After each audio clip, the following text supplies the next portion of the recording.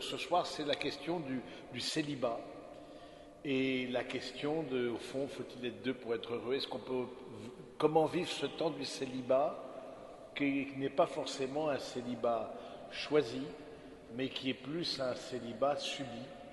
Et du coup, est-ce que c'est une bonne nouvelle, etc. Donc, est-ce que c'est au contraire plutôt un moment difficile, et comment le vivre, qu'est-ce qu'on peut en tirer de bon? C'est un peu autour de toutes ces questions-là que j'aimerais réfléchir avec vous ce soir. D'abord, comme introduction, de se dire que le célibat, c'est quand même un phénomène de société. Je crois que en France, en tout cas, il y a 9 millions de foyers fiscaux où la personne se déclare célibataire. Ça ne veut pas dire qu'elle est pas en couple, mais en tout cas, elle se déclare célibataire. Et Paris, particulièrement, est une ville de célibataires. Et puis, j'ai été voir un peu sur des sites du style Doctissimo, psychologie.com, doctissimo.fr, et au fond, il semblerait que ce soit bien. J'aime le célibat et je découvre peu à peu, depuis quelque temps, après une longue vie de couple, que c'est une source de bonheur. Mais la solitude, pour moi, ne signifie pas tristesse, absolument pas. Quant au célibat, je ne l'associe pas non plus à un manque, mais plutôt à une découverte, à une possibilité de rencontre avec soi et une ouverture sur les autres. Donc il semblerait que ce soit, en tout cas pour un certain nombre de nos contemporains, quelque chose de positif. Et pourtant, j'allais dire, est-ce que cette vie en solo, est-ce qu'au fond c'est une troisième voie? Vous le savez, dans une dimension chrétienne, quand on parle de vocation, d'appel, il y a les grands appels. Au fond, c'est l'appel à la vie consacrée, et donc au célibat consacré, au célibat qui est choisi. C'est un célibataire aussi qui vous parle, et c'est important que vous le sachiez. Et puis l'appel à la vocation au mariage. Alors sachez-le, le mariage, c'est on se marie avec une personne. Donc l'appel au mariage, c'est l'appel au mariage avec une personne.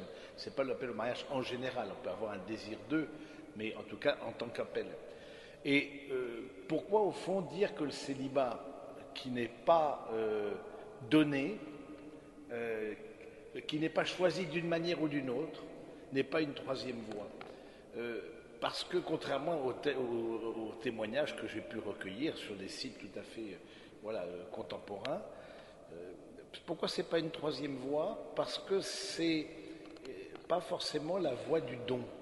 Et ça, c'est quelque chose, c'est important que vous puissiez vous rentrer, et ça c'est une vision chrétienne particulièrement, c'est que nous sommes à l'image, à la ressemblance de Dieu, d'un Dieu qui est don, d'un Dieu qui est offrande de lui-même, d'un Dieu qui ne regarde pas la dépense, et on le voit en Jésus-Christ. Et donc on se dit, voilà, si on veut répondre à l'image d'un Dieu qui est don, c'est important aussi que moi-même je sois simplement aussi dans un don, pas seulement dans subir une réalité, mais et qu'est-ce qui fait la beauté d'une personne? C'est précisément sa capacité de don. C'est ça qui fait la beauté d'une personne. Qu'est-ce qui est séduisant chez quelqu'un? C'est de le voir se donner. Et c'est pas tant la beauté plastique, physique, etc. Bon, ça peut aussi séduire, mais c'est pas ça. C'est vraiment la personne qui se donne, et qui se donne sans compter. C'est ça la beauté. Et donc, se dire qu'au fond, c'est important de rappeler que la vocation au don se fait soit dans un célibat qui est choisi, soit fait dans une vie de couple, mais de cet entre-deux, moi, me laisse perplexe. Ensuite, vous pourrez très bien avoir des avis autres. Parce que, est-ce que c'est pas simplement la place de l'égoïsme? Est-ce que c'est pas la place de certaines zones de confort? Est-ce que c'est pas je me satisfais de ça, et voilà, je voyais, quant à moi, je suis une espèce rare, célibataire endurci, IE. Je n'ai jamais supporté la vie en couple plus d'un an. Je me sentais prisonnière, avec un seul centre d'intérêt, l'autre et notre couple. Je trouvais ça trop restrictif. Voilà. La personne, elle dit, voilà, bon, est-ce que ça peut être audible? De fait, ça l'est pour certains. Est-ce que c'est quelque chose qui rend heureux? J'ai des doutes. Est-ce que ça rend heureux? Est-ce que ça donne de la joie? C'est entre-deux. Ensuite, comme introduction, parce qu'on est toujours dans l'introduction, c'est évidemment cette question du célibat, c'est un certain rapport au temps. Singulièrement pour les femmes, voilà, où on sent que le temps passe, etc. Et une forme d'angoisse, d'anxiété. Il y a une forme, c'est curieux, il y a une forme dans nos sociétés où il y a beaucoup de célibataires, c'est quand même associé à une certaine culpabilité, voire à une certaine honte. Je n'ai pas été préféré par quelqu'un, ou je n'ai pas choisi. Donc, on voit que c'est à la fois pour certains, ils le présentent comme la vie parfaite, mais dans la vraie vie, c'est pas facile d'arriver seul à un dîner, et le fait d'être à deux, eh bien, fait tout de suite qu'on peut, on est accueilli, voilà, il y a quelque chose de la valorisation de soi-même qui est au rendez-vous. Alors, d'abord, comment vivre ce temps du célibat? Devant sa première partie, vraiment l'accueil de la réalité. Reconnaître sa situation de célibataire, y consentir. Voilà, c'est attention au déni. Et du coup, c'est l'occasion aussi, ce temps du célibat, de se replacer face à son but. Quel est le bonheur de la vie? Où est-ce que je me donne? C'est le combat du sens des vraies valeurs. C'est-à-dire que le fait d'être seul, et donc de ressentir un manque, c'est aussi la manière de pouvoir me questionner sur le sens de ma vie. Qu'est-ce qui fait, au fond, qui me rend heureux? Où sont mes vraies valeurs? Et attention de ne pas tomber, pour fuir un peu cette situation de célibataire, attention de ne pas tomber dans une forme de falsification du don, d'agitation, d'activisme, de vouloir, de fuite dans le travail, par exemple, c'est assez commun, assez courant. On fuit dans le travail, etc. Parce qu'on fuit, au fond, de se poser la vraie question: quel est le lieu de ma fécondité? Quel est, au fond, le lieu où je peux porter du fruit? Et puis, ce temps du célibat, ça peut être aussi décider de la manière dont je viens de me donner. Je vous l'ai dit, nous sommes à l'image d'un Dieu qui est don. Et donc, c'est quel est le lieu où je suis enraciné et connu pour ce que je suis? Est-ce que vous, comme ceux qui sont célibataires en particulier, est-ce que vous avez un lieu où vous donnez? Je pense à un lieu associatif. Ceux du bureau de Spi pourraient en témoigner admirablement, parce qu'ils se donnent vraiment pour préparer une soirée comme celle-ci. C'est beaucoup de travail en amont, comme vous l'imaginez, et c'est un vrai don d'eux-mêmes. Voilà. Est-ce que vous avez un lieu comme ça où vous vous donnez? Parce que ce temps-là où justement vous n'êtes pas en couple, c'est le temps du don. Et donc réfléchissez, et c'est le temps de fleurir là où on est planté, et non pas toujours attendre, au fond, est-ce qu'il n'y aura pas une autre solution, etc. Donc c'est choisir une manière de se donner, choisir aussi dans son cœur, être au clair. C'est le temps du discernement par excellence, le temps du célibat. C'est le temps du discernement. Où est-ce que le Seigneur, puisque nous sommes dans une dimension chrétienne, où est-ce que le Seigneur m'appelle? Et donc faire attention de cet entre-deux, de flirt, de zapping, de forme de compensation qu'on peut avoir au plan affectif, parce que c'est sûr, il y a une solitude affective, mais qui ne va pas m'aider au fond à m'enraciner, qui ne va pas m'aider je suis plus dans la consommation, dans le vouloir. Voilà, c'est sûr que la solitude fait que au plan affectif, il y a quelque chose qui manque, mais ce zapping, en tout cas, ne m'aide pas. Donc, c'est aussi le temps de se connaître soi-même, le temps de l'accueil de la réalité, le temps de se connaître soi-même. Est-ce que, au fond, quels sont mes talents? Quelles sont aussi mes blessures? Les nécessités de relire et de relier aussi son histoire. On reproduit sans s'en rendre compte, prendre conscience de ma manière de fonctionner, devenir l'ami de soi-même. Et je trouve que c'est intéressant cette dimension de connaissance de soi, le fameux connais-toi toi-même,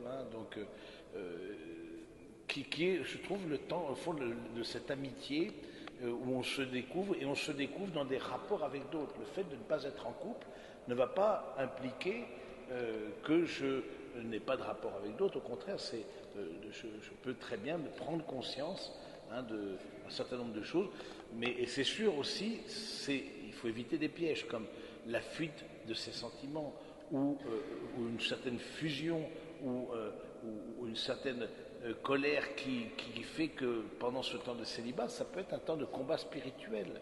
Hein, il y a une forme de colère. Mais pourquoi je reçois toujours des faire-part et il n'y a jamais mon nom?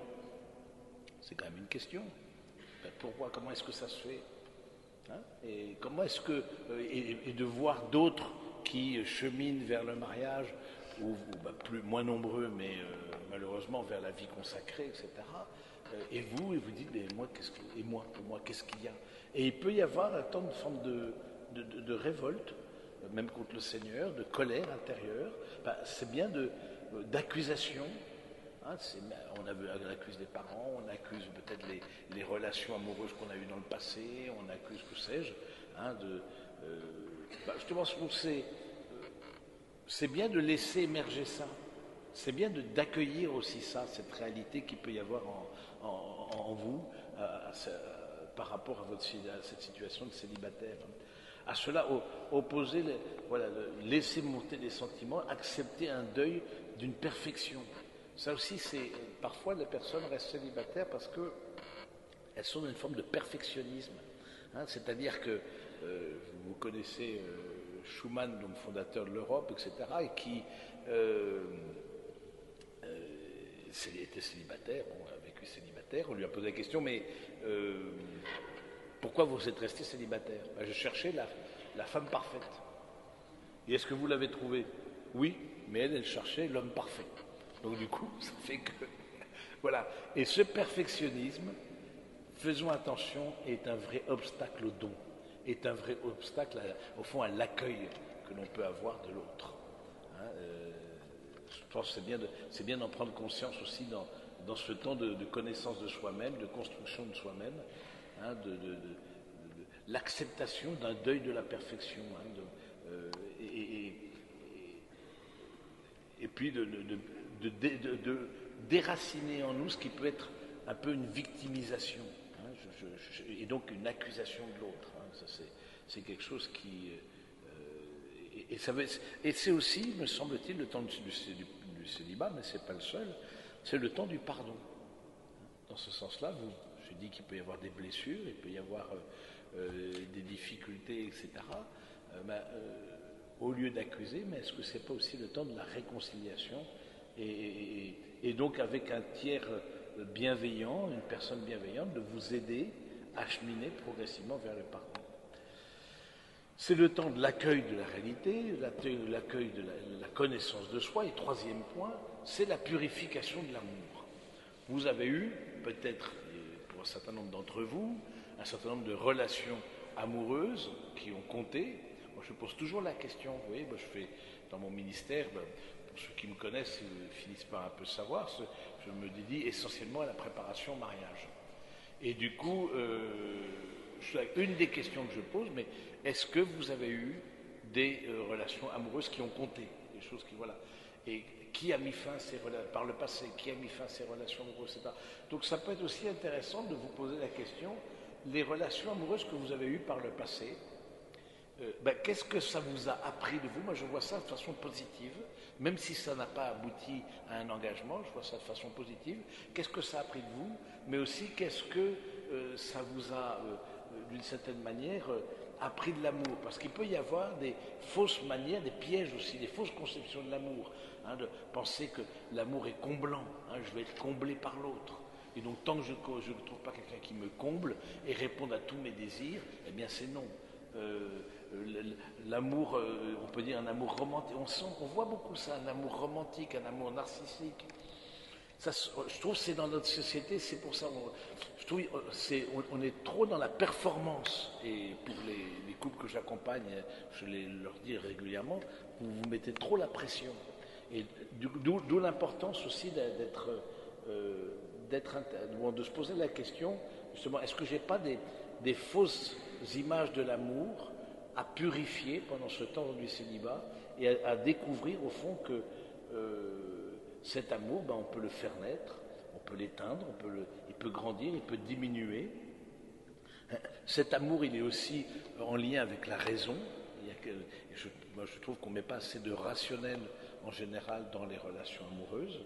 Hein, et il se fonde sur une connaissance de l'autre. L'amour est un sentiment, une volonté, une décision. Hein, donc, le fait de ce temps du célibat, de sortir d'une certaine idéalisation. Vous voyez, une certaine idéalisation qui fait que voilà, je me mets la personne, voilà, est un peu inatteignable, hein, plus voilà, et donc la purification de l'amour. C'est aussi le temps, un autre point, après l'accueil de la réalité, après le temps de la connaissance de soi, de la purification de l'amour, c'est le temps de l'amitié par excellence, le célibat. Et je trouve que c'est le temps où on développe les amitiés. On développe les amitiés, vous savez, les critères de l'amitié, c'est Aristote qui en parle très bien. Il dit l'amitié est à la fois bienveillance, et on veut le bien de l'autre, il est réciproque, hein, et puis il est convivial, c'est-à-dire qu'on a un certain vivre ensemble. Posez-vous la question, est-ce que vous avez vraiment un premier cercle d'amis? Est-ce que vous avez des amis intimes à qui vous pouvez vous livrer? Ce n'est pas parce que vous n'êtes pas en couple que vous n'avez pas un lieu où vous livrez. Est-ce que vous avez ça, qui vous comprennent, des amis avec qui épancher votre cœur, mais aussi recevoir d'eux, etc. Est-ce que c'est quelque chose qui est au rendez-vous dans votre vie? Donc c'est important de voir l'état de mes amitiés. Est-ce que c'est juste des connaissances?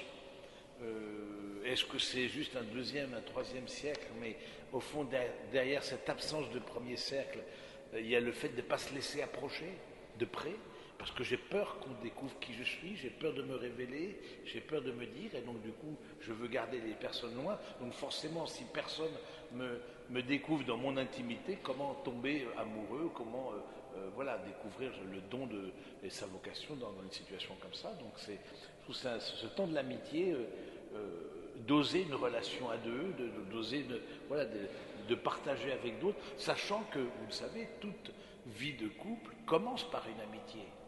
Ça, c'est évident. D'abord, les amoureux sont amis. Hein, c'est sûr. Il y a une différence entre l'amour et l'amitié, il y a une différence de degré, mais il n'y a pas une différence de nature. C'est-à-dire qu'entre l'amour et l'amitié, de degré, bien sûr, parce qu'on va aller beaucoup plus loin dans la confidence, dans l'attraction du corps de l'autre, etc. Mais pas de nature. Ça reste pas parce qu'on se marie qu'on cesse d'être des amis, par exemple. Mais c'est cette amitié qui va jusqu'au partage de toute la vie. Donc c'est important que vous puissiez, ce temps de l'amitié que vous développez, et qui permet de porter du fruit aussi, je trouve qui permet d'oser des relations à deux, de diversifier les réseaux, de savoir demander de l'aide, hein, parce qu'il y a toujours un risque d'enfermement dans cette période de célibat, hein, d'aller vers l'inconnu, hein, d'avoir des relations avec des couples. Ça aussi, je ne sais pas, vous qui êtes célibataire, c'est pas un certain nombre d'entre vous, quels sont les couples amis que vous avez, hein, est-ce que voilà, vous les fréquentez, etc. Ensuite, comment est-ce qu'on peut voir qu'on passe passer de l'amitié à l'amour? Parce que en fait, c'est une question. Hein. Comment passer de l'amitié à l'amour? C'est-à-dire qu'on a pu faire déjà la découverte de soi-même, devenir l'ami de soi-même, avoir un premier sexe, etc. Mais qu'est-ce qui va faire que dans la relation, je vais dire, ben oui, là, je suis amoureux. Hein, on peut dire qu'il y a plusieurs choses. Premièrement, c'est l'absence de l'autre me coûte. À quoi on voit qu'on est amis? C'est que la présence de l'autre me donne de la joie et l'absence de l'autre me coûte. Si c'est l'inverse, si la présence de l'autre vous donne de la joie, mais son absence, son absence vous donne de la joie et sa présence vous coûte, dites-vous que vous n'êtes pas dans une relation d'amitié avec l'autre. Donc, c'est intéressant de vous poser la question, voilà, ce passage, parce que parfois on dit, est-ce que je suis amoureux, est-ce que c'est juste de l'amitié? C'est vrai, du coup, quand des personnes comme ça reviennent régulièrement, hein, quand la personne revient régulièrement dans votre cœur, dans vos pensées, vous souhaitez la rencontrer, vous souhaitez, etc. Ben, je trouve que c'est au fond, un des signes, au fond, qu'il y a un amour qui est naissant. Hein, mais c'est vrai que pour que ce soit un amour, de même pour une amitié, il faut que ce soit réciproque, hein, le désir commun, pas toujours identique, l'attrait physique, hein, même si ça se travaille, s'avouer à soi-même qu'on est amoureux. Parfois on n'ose pas se dire ça, parce qu'on se dit, oui, parce qu'on s'est pris un certain nombre de déconvenus quand on a ouvert son cœur à des personnes de l'autre sexe, etc. Et du coup, on a pu avoir des déconvenues et du coup, on n'ose pas trop dire, on n'ose pas trop, je veux dire, se lancer ou dire simplement, ben, j'aimerais bien qu'on fasse davantage connaissance, etc. Se donner les raisons de l'amour qu'on ressent ou que l'on ne ressent pas. Ça, je pense que c'est aussi intéressant de se dire ça. Au fond, c'est qu'est-ce qui fait que telle personne m'attire? Qu'est-ce qui fait que... Il y a des styles d'hommes, des styles de femmes. Ça aussi, le célibat, je trouve, c'est un temps de connaissance. Quel est le style de personne qui m'attire? Autant je ne crois absolument pas à l'homme de ma vie, à la femme de ma vie, si je n'y crois, mais absolument pas. Je trouve ça vraiment quelque chose qui n'est pas opportun, parce que vraiment qui est complètement, même décourageant, parce que cet homme de ma vie, il se retrouve, je sais pas quoi, à l'autre bout de la planète. Bon, ce sera compliqué peut-être de se rencontrer, mais en revanche, ce que je crois qu'il y a des styles de personnes. Qu'est-ce qui me touche dans une personne? Qu'est-ce qui me touche dans un homme? Qu'est-ce qui me touche dans une femme? Et je trouve que c'est aussi mettre des mots là-dessus. Hein, c'est le temps du célibat, c'est de mettre des mots sur ce qui vous touche, de se donner des raisons de l'amour qu'on ressent ou que l'on ne ressent pas. Et puis c'est un temps de la patience, parce que c'est sûr, il y a un combat spirituel dans le célibat. Je veux dire que le célibat consacré que je vis aussi, comme religieux, il y a aussi un combat spirituel. Hein, et je trouve que c'est... mais c'est quelque chose qui aussi aide à porter du fruit, une patience. Et puis, la question d'être attentif aux signes, sachant qu'il faut, d'une certaine manière, se méfier de ce qu'on appelle le providentialisme. C'est quoi le providentialisme? C'est de voir des signes partout. Hein, de voir, mon père, pourquoi on était à une retraite, on s'est connus à la retraite, et vous savez pas quoi, on tire une parole de Dieu, la même parole de Dieu. Mon père, ça, c'est pas du lourd, ça. Oui, peut-être. Mais bon, oui, attention à ces signes, en fait, que j'interprète comme voulant me conforter moi-même. Le signe, moi je crois que Dieu agit dans l'histoire, je crois tout à fait que le Seigneur nous fait signe par des rencontres, par des événements, etc. Mais le signe, pour être signe, c'est bien qu'il soit validé, j'allais dire, par une tierce personne, par un aîné dans la foi.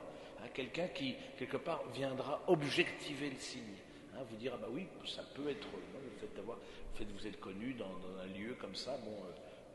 le fait de se connaître dans des lieux d'église, par exemple, ça veut dire quoi? Ça veut dire déjà qu'il y a beaucoup de valeurs que vous partagez en commun. Si vous êtes ici ce soir, il y a un certain nombre de choses que vous partagez et voilà. Et donc, c'est pas complètement aberrant de penser que des personnes peuvent se rencontrer dans des situations, voilà, de mouvements de jeunes d'église, etc. Parce que précisément, on se rend compte. Mais attention aux signes et à ne pas se laisser à un certain providentialisme, hein, de faire que au fond que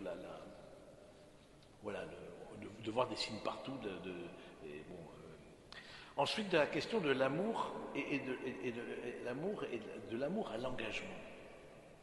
C'est intéressant, le temps de l'amitié, passer de l'amitié à l'amour, de l'amour à l'engagement. Comme je vous l'ai dit, dans une dimension chrétienne, une relation amoureuse ne peut pas être une consommation de l'autre, ne peut pas simplement parce que on se tient chaud en hiver, etc. Du coup, on est ensemble. Non, ou ça fait bien d'arriver ensemble à un dîner, ou ça. Non, en tout cas, c'est très clair dans une dimension chrétienne. On ne commence pas une relation amoureuse en excluant le mariage. C'est-à-dire, je commence avec une personne, mais je suis sûr de toute façon que ça n'ira pas à l'engagement. Ben non, ça c'est pas de Dieu. Parce que là, on est dans l'utilisation de l'autre. C'est juste parce que, voilà, c'est bien, c'est agréable, c'est juste parce qu'il est agréable, c'est parce que c'est utile. Moi, j'ai mon permis de conduire, mais pas de voiture. Lui, il a une voiture, mais pas de permis de conduire. Bon, voilà, et donc, du coup, voilà, on se rend des services mutuels. Bon, c'est très bien. Mais, vous voyez, vraiment, la question de l'engagement, ça fait partie de l'ADN du chrétien, du disciple de Jésus. C'est vraiment dans la question, c'est pas la première fois que vous en entendez parler, ni la dernière fois. On a une culture de l'engagement. Hein, quand on est disciple du Christ, on a une culture de l'engagement. On se sent responsable aussi de l'univers qui nous entoure. Et donc, dans la relation amoureuse, en tout cas, dès que l'on voit qu'il y a le panneau fin, hein, FIN s'affiche dans son cœur, dès qu'on voit que ça ne va plus le faire, je crois que c'est bien de couper, d'arrêter, parce qu'on sait que ça n'ira pas de toute façon jusqu'à l'engagement, hein, qu'est le mariage par exemple. Et donc, je trouve ça intéressant de cette question de l'engagement.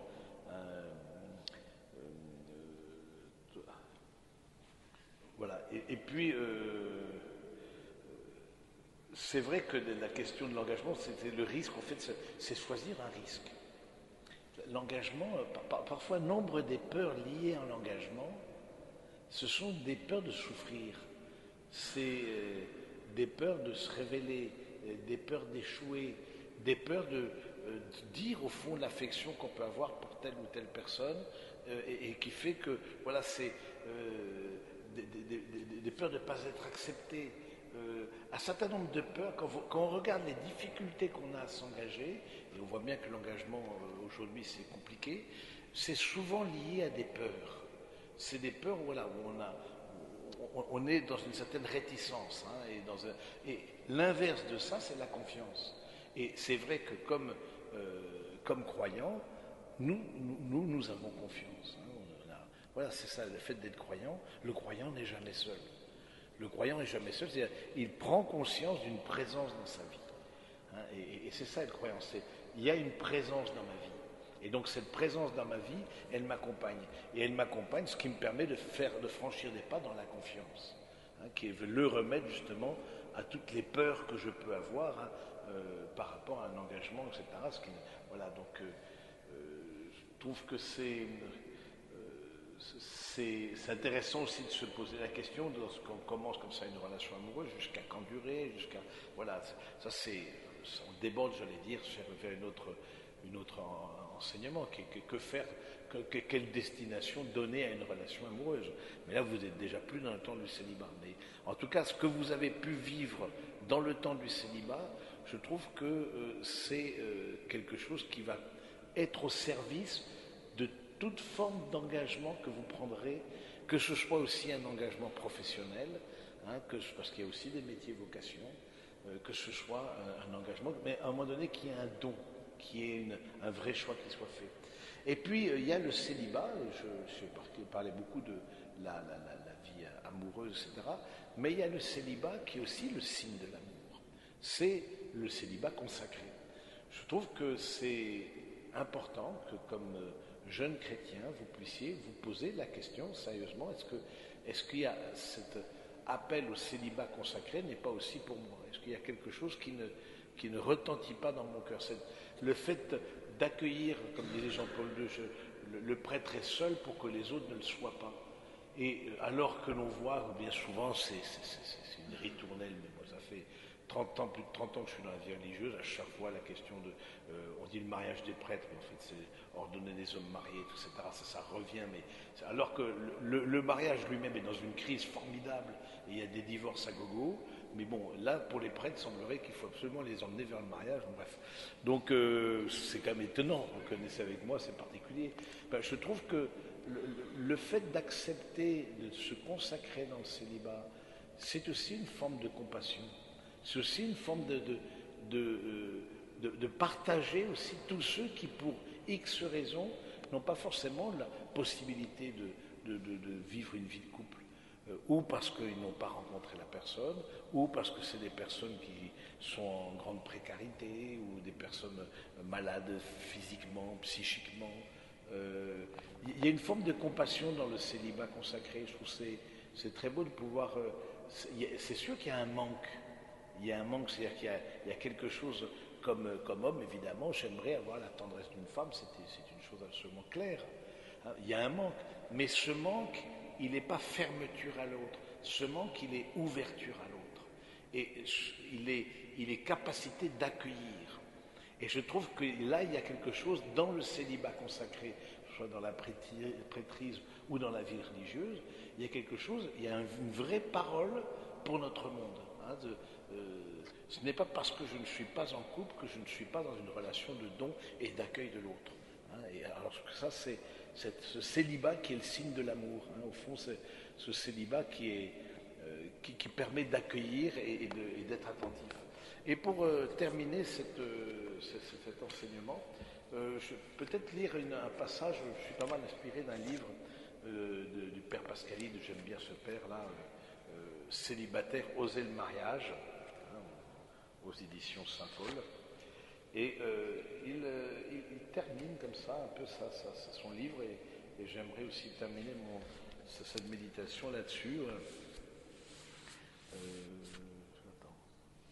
Le célibat n'est pas une fatalité, il est une promesse, telle est la conviction que je porte. Or, il n'est pas fatal, car il n'est jamais sans raison. On ne peut accueillir la première affirmation qui réjouit sans accepter la seconde, qui attriste, inquiète, culpabilise. Pourquoi la connexion est logique, moyennant deux précisions essentielles. La première est que raison ou cause ne signifie pas faute. Faute seule engage la responsabilité. Père Pascalide, il dit, parce qu'il y a une forme de culpabilité, le fait de ne pas être en couple ou face à la société, et il dit, il peut y avoir une responsabilité, parce qu'on a un certain nombre de peurs, mais ça ne veut pas dire qu'il y a une culpabilité. Et la seconde raison est qu'il y a plutôt le plus souvent se mêlent des causes subies, des circonstances, des blessures, ou des causes voulues, un égoïsme, un orgueil. Le discernement est important. Les premières causes supposent parfois un chemin de reconstruction. Les secondes demandent le pardon et la conversion du cœur. Voilà, je trouve que c'est quelque chose qui, ce temps du célibat et ce temps au fond de c'est un temps du bonheur, c'est un temps de gestation. Moi, je vois ça vraiment comme un appel à quelque chose qui va pouvoir vous emmener plus loin. Donc, peut-être vous le vivez, et ensuite on va essayer de faire passer le micro pour ceux qui souhaitent intervenir, etc. Parce que c'est aussi important d'avoir votre écho. Comment est-ce que vous vivez ce temps-là et du coup, voilà, ce que peut-être vous pouvez faire maintenant, tiens, je vais vous proposer ça, ça me vient, je sais pas si on peut essayer de vous mettre 4 par 4 et vous puissiez partager, même si vous êtes en couple, comment vous avez vécu ou comment vous vivez, si c'est le cas, ce temps du célibat. Est-ce que ça vous paraît possible? Allez, go, on y va, vous échangez.